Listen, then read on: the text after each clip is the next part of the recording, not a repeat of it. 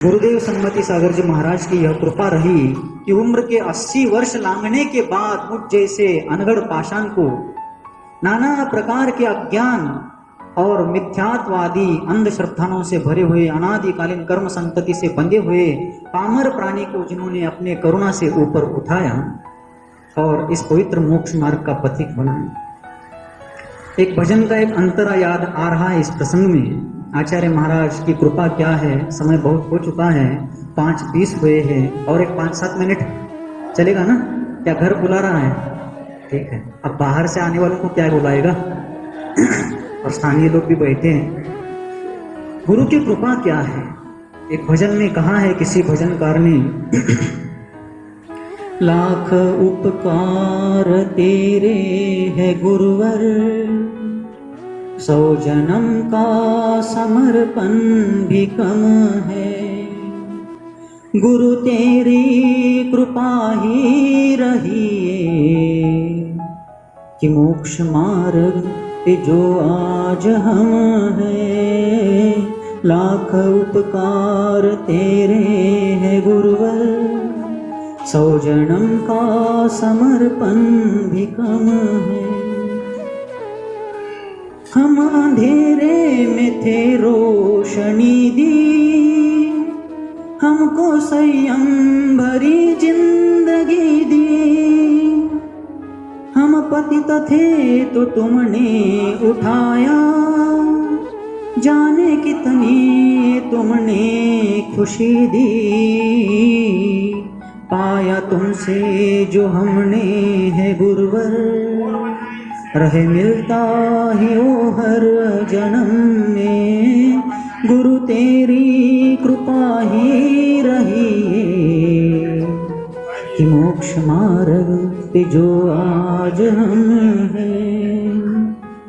लाख उपकार तेरे है गुरुवर, 100 जन्म का समर्पण भी कम है। भले ही रहे दूर तन से, मन में तो बस गुरु जी तुम ही हो। अपनी तो हर सांसों में सुनो, तुम ही हो, तुम ही हो, तुम ही हो। हाथ चाहे न दिखता हो सर पर, आशीष मिलता हमें वो क्या कम है। गुरु तेरी कृपा ही रही कि मोक्ष मार्ग पे जो आज हम हैं। लाख उपकार तेरे है गुरुवर, 100 जन्म का समर्पण भी कम है। 100 जन्म का समर्पण भी कम है। 100 जन्म का समर्पण भी कम है।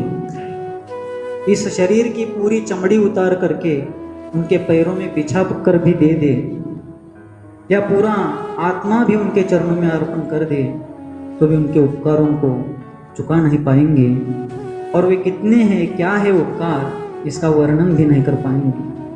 अत्यंत जर्जर शरीर की अवस्था में उन्होंने अपने आचार्यत्व की गरिमा बढ़ाते हुए हम जैसे 35-36 लोगों को संसार की गहन खाई से ऊपर उठा करके मोक्ष मार्ग के पवित्र इस पथ का पथिक बनाते हुए हमें गति दी।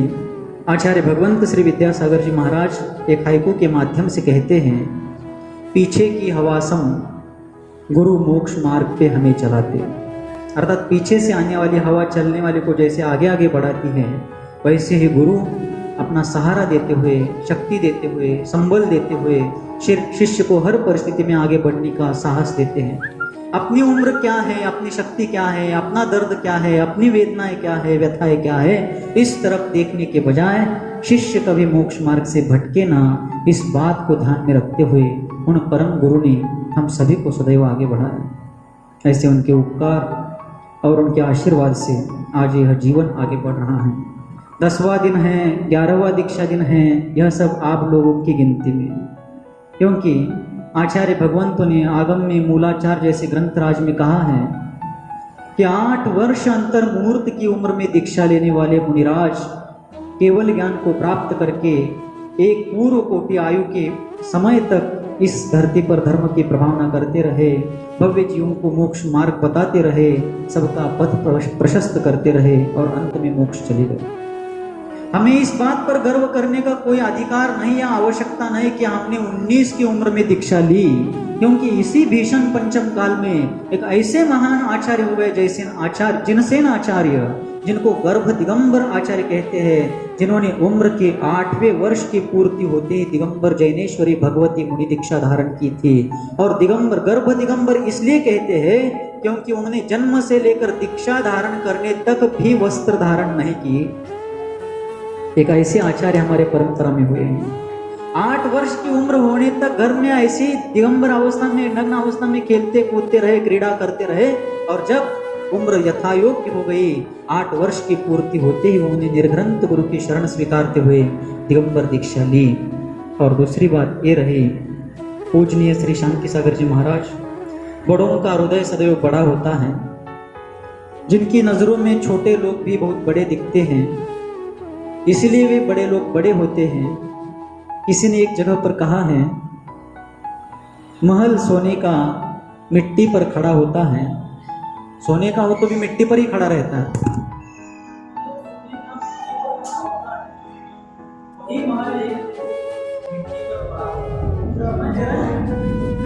महल सोने का मिट्टी पर खड़ा होता है, वही महल एक मिट्टी पर खड़ा होता है। वजन इंसान का तराजू पर मत दो, वजन इंसान का तराजू पर मत दो, क्योंकि आदमी तन से नहीं मन से बड़ा होता है। आदमी तन से नहीं मन से बड़ा होता है।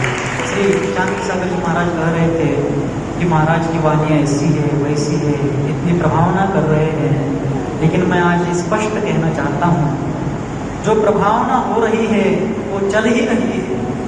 हम कोई प्रभावना नहीं कर रहे हैं, जो प्रभावना चल रही है हम सिर्फ उसमें सम्मिलित है, कोई प्रभावना नहीं कर रहे हैं, बल्कि पूर्वाचार्यों के द्वारा सारी प्रभावना की गई है, वो धारा बह रही है। हम उस धारा के एक पथिक है, उस धारा के एक प्रवाहक आचार्यों के एक अनुयायी शिष्य है, लेकिन ये उपचार से कहने में आता है कि प्रभावना कर रहे हैं। लेकिन अगर आज मैं एकल विहारी मुनि होता, इन दोनों का साथ मेरे साथ ये दोनों नहीं होते, तो आप बताओ कितने लोग मेरे साथ सम्मिलित हो जाते हैं। जब संघ को जो कीमत है वो अकेले मुनि को नहीं, भले वो चाहे कोई भी बहादुर हो, कितना भी ज्ञानी हो, कैसा भी हो, लेकिन जो अकेला मुनि है संघ के बिना उसको कोई कीमत नहीं है। जब संघ होता है तभी उसकी कीमत होती है।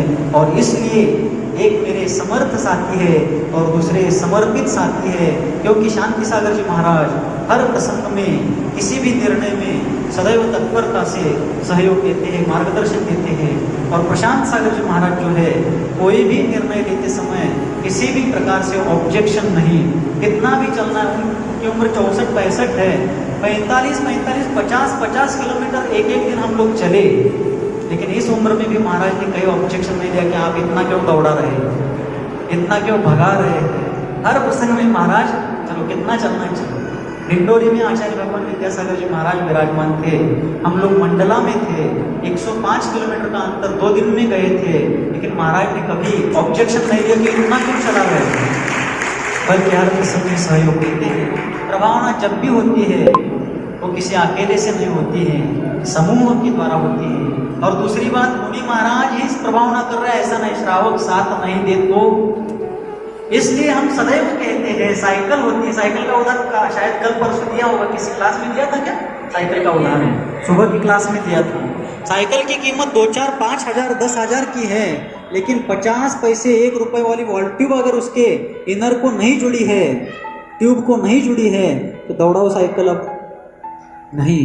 इसलिए एक एक पुर्जे का एक एक पार्ट का महत्व है, उसी प्रकार संघ का महत्व होता है। कोई अकेला मिल करके अकेला कुछ नहीं कर सकता, सारे संघ की प्रभावना है। गुरुदेव की कृपा है, उनका आशीर्वाद है और उन्हीं की कृपा से मोक्ष मार्ग निरंतर आगे बढ़ रहा है। आचार्य वर्धमान सागर जी महाराज का भी मार्गदर्शन है। आचार्य भगवंत श्री कुंद जी महाराज ने प्रवचन सार जी के चारित्र चूली का अधिकार का प्रारंभ करते हुए मंगलाचरण करते हुए प्रेरणा दी है। एवं पनमीय सिद्धे जिनवर वसहे पुनो पुनो सिद्धे परिवज्जतु सामन्नम जदि इच्छति दुख परिमोक्षम। बहुत प्रेरक गाथा है आचार्य भगवंत कुंद देव की।